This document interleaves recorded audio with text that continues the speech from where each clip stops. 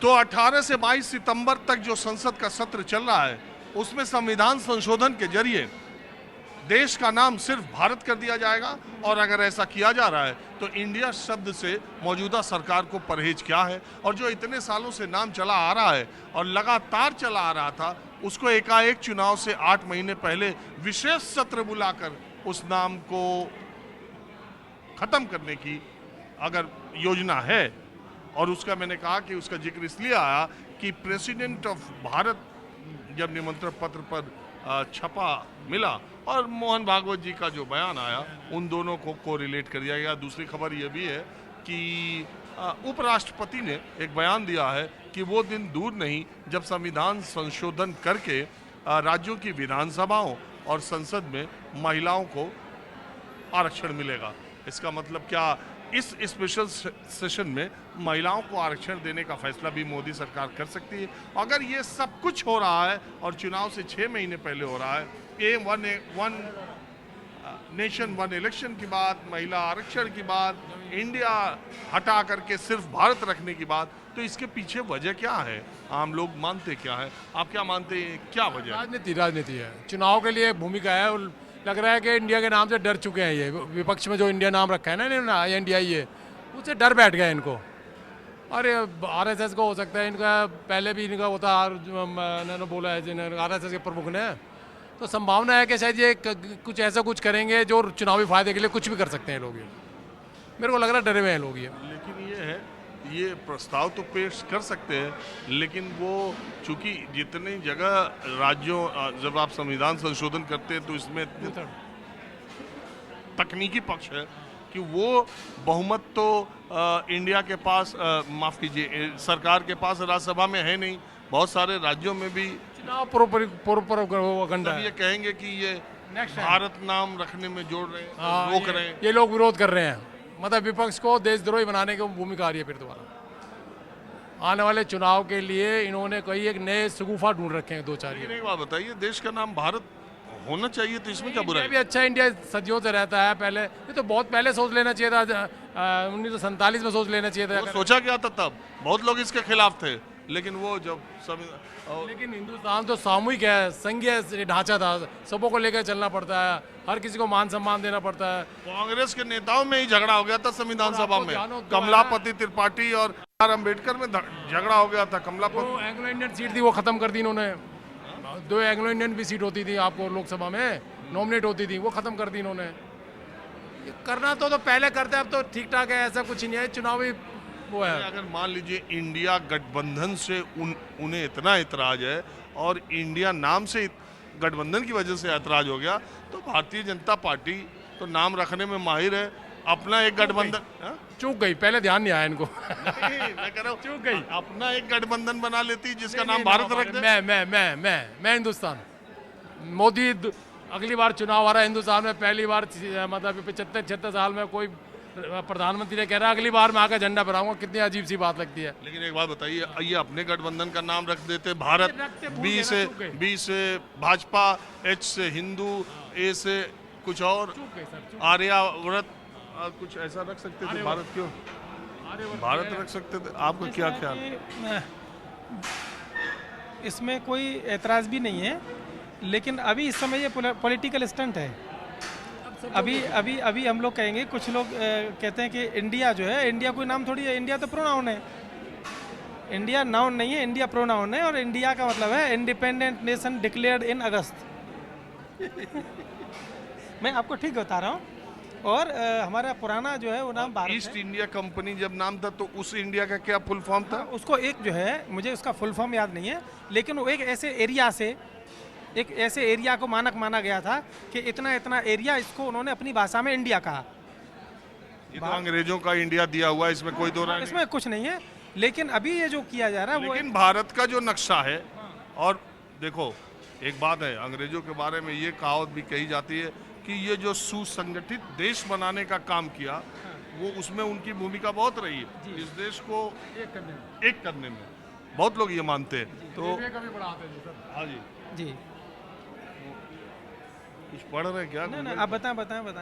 मैं यही पूछ रहा हूँ कि आपको लगता क्या है कि इसके पीछे आप जो कह रहे हैं पॉलिटिकल स्टंट है, तो ये लोगों तक अंदर जाएगा भी? क्योंकि जैसे अभी विपक्ष ने अभी जो अपना नया गठबंधन बनाया उसका नाम इंडिया रखा है, उनको जो है थोड़ा सा डाउन करके दिखाने के लिए इन्होंने एक अपना नया एक तुर्प का पत्ता चला है, इन्होंने डर गए वहाँ उससे बचने के लिए। बताइए, आप कह रहे डर गए।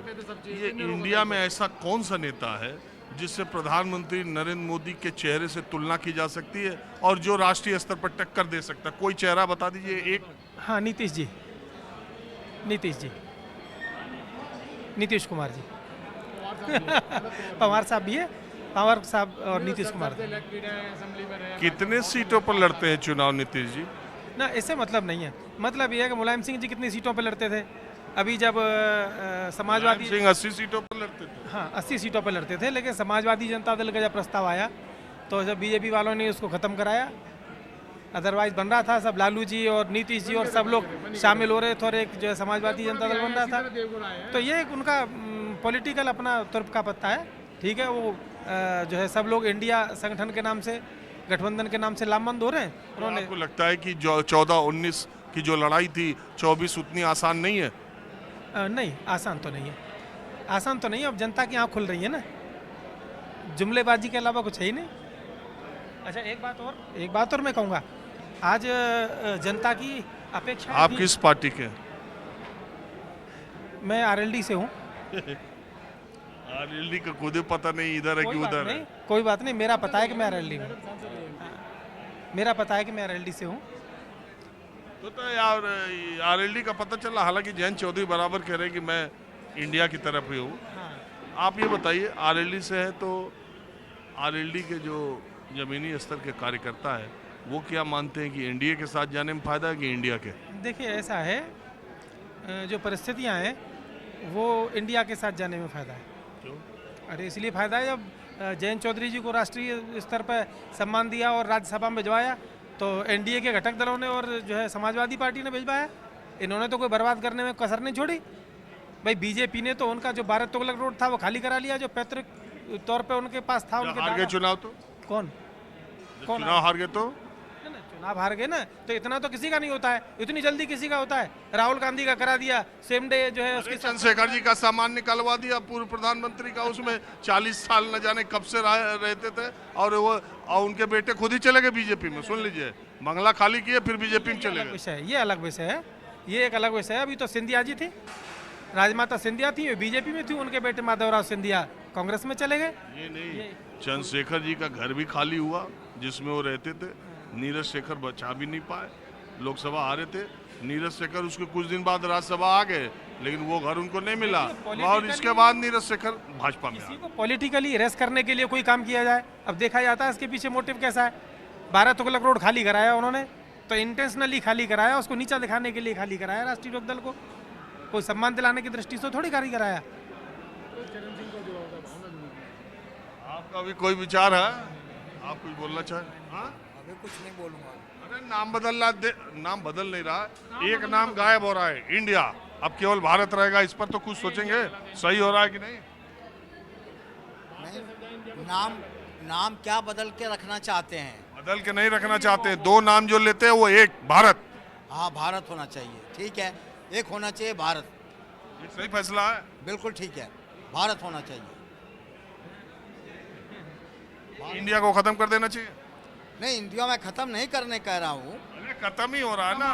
नहीं, करने नहीं कह रहा हूँ खत्म। एक आदमी के 2-2, 3-3, 4-4 नाम होते हैं, इसका मतलब थोड़ी होता है। देश का तो एक ही नाम होगा। खत्म कर देंगे। देश का तो एक ही नाम होना चाहिए। भारत नाम होना भी चाहिए, तो भारत होना चाहिए। ये हमारा भारत देश जो है वो भारत के नाम से ही प्रसिद्ध है। खिलाड़ी हुए, पहलवान हुए, क्रिकेटर हुए, बिजनेसमैन हुए, धंधा वाले हुए, नेता हुए, भारत के ही नाम से प्रसिद्ध है, इसलिए भारत बोला जाएगा। आदरणीय एंकर महोदय, ये इस समय मुद्दों से भटकाने के लिए इन्होंने सभी एक शुगफा छेड़ा है। अदरवाइज मुझे बोलने दीजिए, आप बात बार बार पलट देते हैं।